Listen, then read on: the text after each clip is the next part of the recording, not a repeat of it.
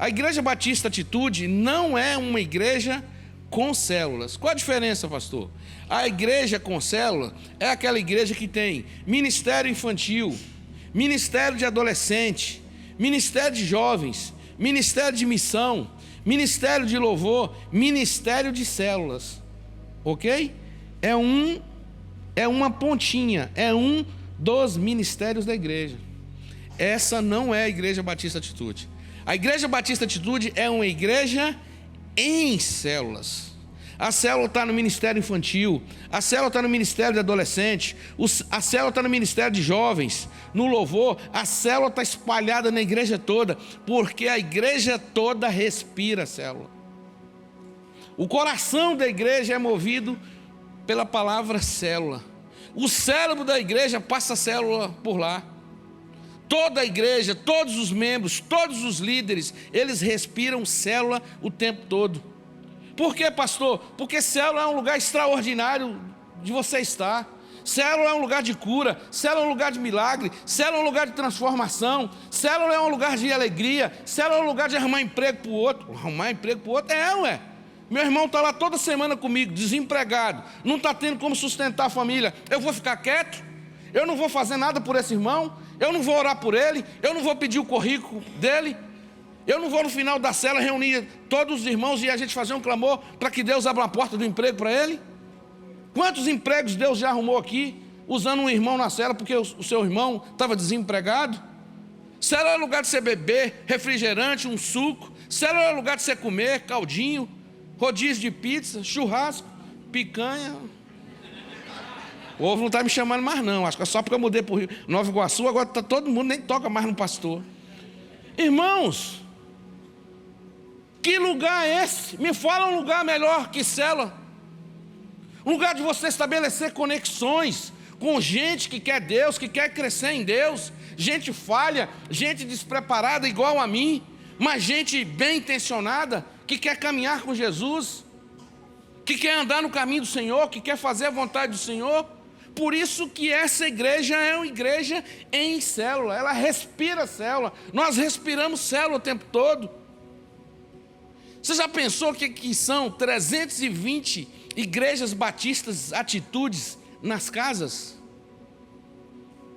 Célula é uma igreja, é uma extensão da Igreja Batista Atitude. É uma igrejinha pequena que está no Jardim Alvorada, Cabo Sul, Miguel Couto, Centro Nova Iguaçu, espalhada para tudo quanto é lado. 320 igrejas em que a gente não paga aluguel, que a gente não paga luz, que a gente não paga ar-condicionado, que a gente não paga água, que a gente não paga estacionamento. Você quer um projeto mais fantástico do que esse?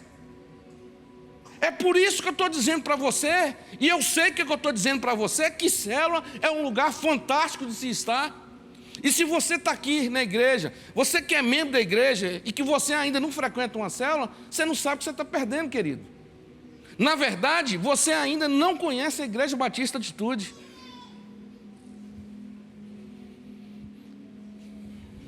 E dentro da visão da nossa igreja, hoje nós falaremos da importância do discipulado à luz das Escrituras. Olha só. Se eu disser aqui,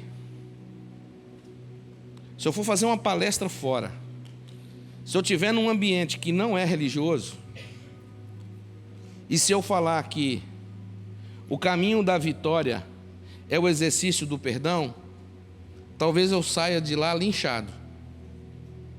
Porque o conceito que eles têm, que a sociedade tem aí fora sobre perdão, quem perdoa é o quê? Banana. Quem perdoa é palhaço. Lá fora quem perdoa é o trouxa. Mas ei, eu não estou aqui nessa noite para falar para você o que a sociedade pensa. Eu estou aqui nessa noite para dizer para você o que Deus pensa. E com relação ao perdão, Jesus disse que aquele que perdoa é nobre, que feliz é aquele que perdoa. Aquele que perdoa não carrega peso, aquele que perdoa não carrega fardo.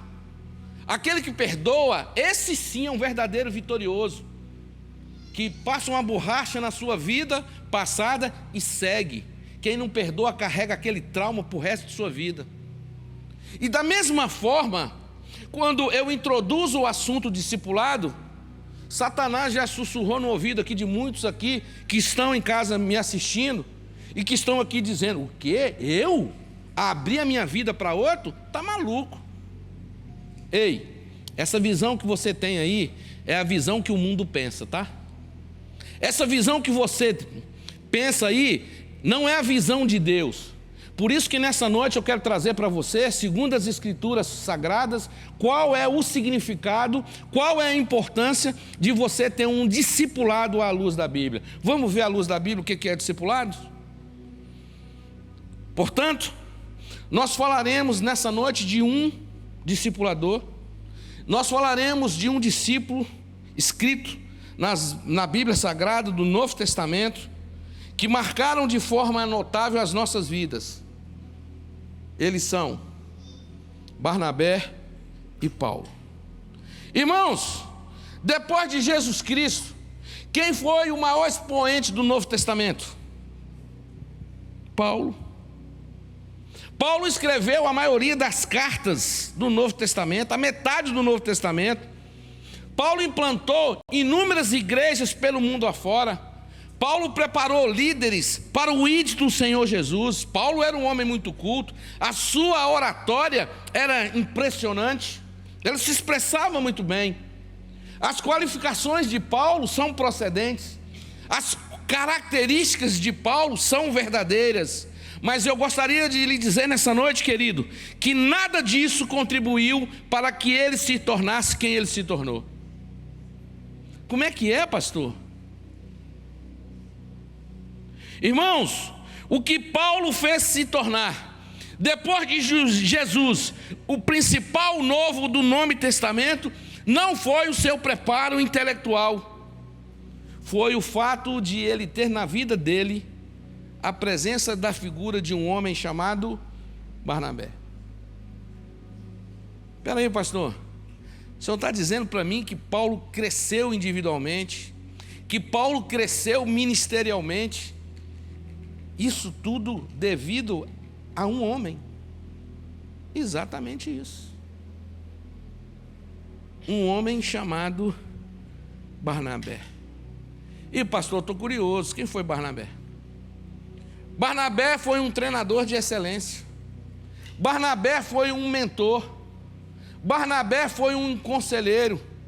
Ele era conhecido lá em Atos 4 como um homem do bem. Barnabé era um homem que impulsionava os outros. Barnabé era alguém que motivava os outros a crescer. Barnabé era um motivador. O apóstolo Paulo só chegou aonde chegou por causa desse homem. Irmãos queridos, Paulo sozinho, Paulo longe de Barnabé, só fez lambança.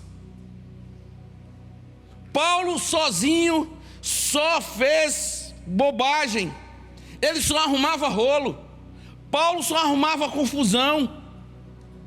E é por isso que o tema da nossa reflexão hoje é a importância do discipulado. Não ande sozinho, tenha um mentor, tenha um conselheiro, tenha alguém que ore por você, tenha alguém que seja sua cobertura espiritual, tenha alguém que te desafie a crescer em Deus, a progredir, a avançar. Não caia na besteira de andar sozinho, você vai se arrebentar.